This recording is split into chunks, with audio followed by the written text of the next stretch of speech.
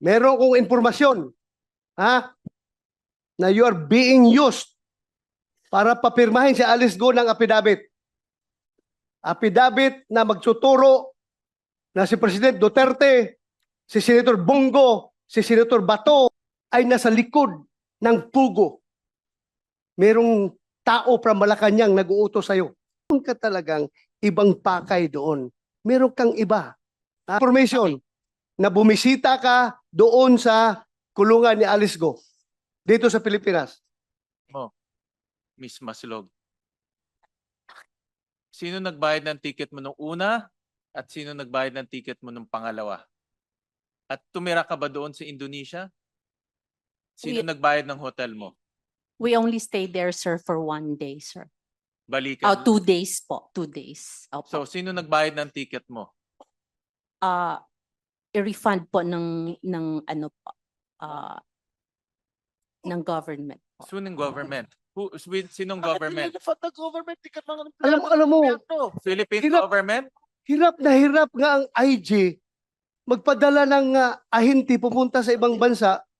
Ikaw pa na you are not a part of IG, hindi ka organic ng IG, kagastusan ka ng IG. Kaya the more kami nagsususpek na meron ka talagang ibang pakay doon. Meron kang iba. Ha? Madam Chair, Yeah. Madam Chair, can I move forward for a while? A little bit. You certainly may, Senator De La Rosa. But Mayroon before- akong information na bumisita ka doon sa kulungan ni Alice Go dito sa Pilipinas. Bumisita ka? Yes, sir. How many times? 2 times. Anong purpose mo doon?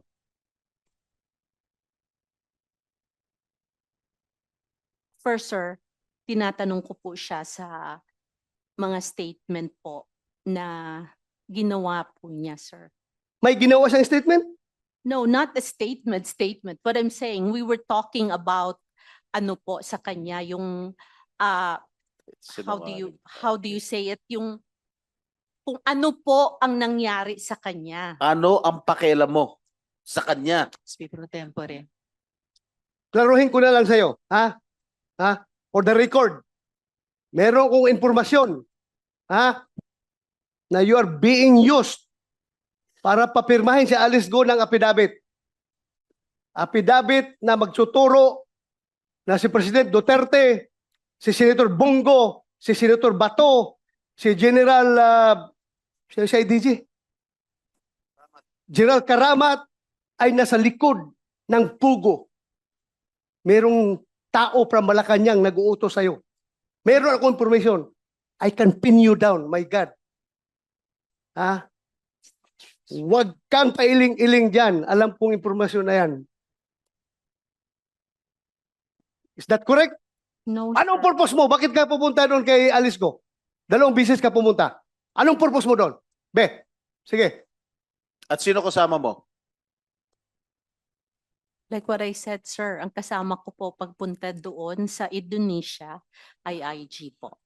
Ang We have tinatanong ni General Macapas online Sen. to Bato, cross-check. sino ang kasama mo pumunta sa kulungan ni Alice Go? Yun ang tanong ko. Ako lang po tsaka ang si attorney po. Hindi ka papapasukin doon na ikaw lang. Alam mo, galing ako dyan eh. Tuktok mo. Galing ako dyan sa custodial eh. Mahirap makapasok dyan. At sino ka para makapasok doon? Ang makakapasok lang doon, abogado, pare, kamag-anak, doktor. O opisyal. Ikaw, ano relasyon mo sa kanya? Doktor ka ba? No, sir. Pari ka ba? O ano ka ba? No, sir. O ano? I don't have a Abogado ka ba? No, sir. O paano ka nakapasok? Who initiated the meeting? And how did you enter the custodial center? The first time po na pumasok po kami doon, I was still with IG po. So at this point, I think we should ask General Macapas dahil online na sila. We need to fact check so many of these things na sinasabi ni Ms. Maslog. General Macapas, online na po kayo, nakikita namin kayo. Pwede nyo pong buksan yung audio ninyo so we can hear you. Good afternoon.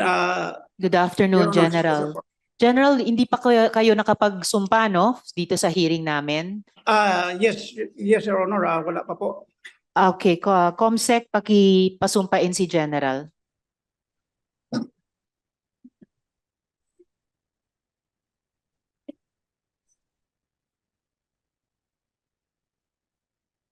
Sir, please raise your right hand and repeat after me.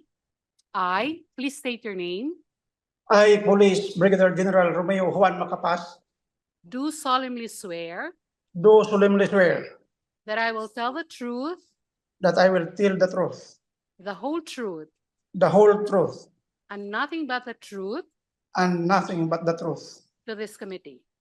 to this committee. Thank you, sir. Salamat, Comsec. Salamat, General. General, ang dami po naming naririnig na parang hindi talaga kapani-paniwala. And I hope that you will be the one to help us set the record straight kasi nababaluktot na yata talaga yung storya. Bakit nyo po ni-recruit, isinama si Miss Maslog para makatawid kay Guo Huaping? Yes, Your Honor. Good afternoon sa lahat po. Marami pong salamat. Yes, sir. So bakit kinailangan nyo pa si Miss Maslog para lang tumawid kay Guo Huaping? Sir, are you still online? IG ka talaga, Makapas nawawala ka. Nag-iisip din yan. General Macapas? Please come back online soonest. Ang dami pong mga tanong para sa inyo. Are there any other questions for Miss Maslog or have we used up our patience Madam with this Chair, resource if person? I Senator may, Joel. as much as I wanted to ask this resource person, Madam Chair, I'd rather ask someone else. Yes, Senator Joel. I think Nauubos General yung Macapas pasensya is ko. online. Yeah, if General Macapas is there, we can get back General? to him. Yes, I'll Yes, be- ma'am. Sorry. Salamat. Naputol po. Yes, sir. So, you're back online po. So, yun yung unang tanong po namin. Bakit kinailangan nyo pang isama si Miss Maslog para makakontakt kay Guo Huaping? Not once, but twice sa Indonesia pa. Ganito po, ma'am, ang nangyayari dyan. Opo. No, habang hinahabol natin si Alice Guo, nag-volunteer si Ma'am Jessica. Paano siya nag-volunteer, sir? Dahil, ano naman nung nagkakilala kami ni Ma'am Jessica 2002, Paano po? still the saya of our DCO, pumunta siya sa opisina na bumisita sa boss ko. Boss ko po ay busy, Sino? so ako ang kinausap niya. Mhm. Then that time, palagi na siyang may finifeed na mga informasyon sa akin. So, Over the Yun past naman. 22 years, no since ma'am, 2002. no ma'am, 2022. 2022, okay, Yes, the ma'am. past 2 years. The past 2 years, ma'am. Yes, ma'am. Tapos po, So, nung nangyari itong kay, kay Your Honors, yung itong kay Alice Guo, nag-volunteer siya na may access siya kay Attorney David. teka, nag-volunteer si Miss Maslog na May connect siya kay Attorney may David. contact siya kay Attorney David. Yes, ma'am. Yes, Your Honor. Bakit niyo Madam Chair, before you continue, Yes, Senator De La Rosa. it is very clear that Mary Ann Maslog is lying before this committee. Mm-mm. Sabi niya kanina na siya daw ay in-approach ni General Macapas. Mm-mm. Ngayon si General Macapas ang nagsasabi na si Ang Mary Ann Maslog nag-volunteer. ang pumunta sa kanya nag-volunteer. So with that, Madam Chair, I move that this Miss Mary Ann Maslog be cited in contempt. Kanino tayo maniwala? Sa isang textbook scammer o itong general, one-star general? Kanino tayo maniwala? So I move that she be cited in contempt. So Before we motion that Mary Ann Maslog be cited in contempt. Second Second. motion. Second the motion, Second. Madam Chair. Duly seconded. So Thank you, Madam Chair. Thank you, colleagues. Salamat kaayo, Senator De La Rosa. So, Ms. Maslog, you are cited in contempt by the Senate Committee.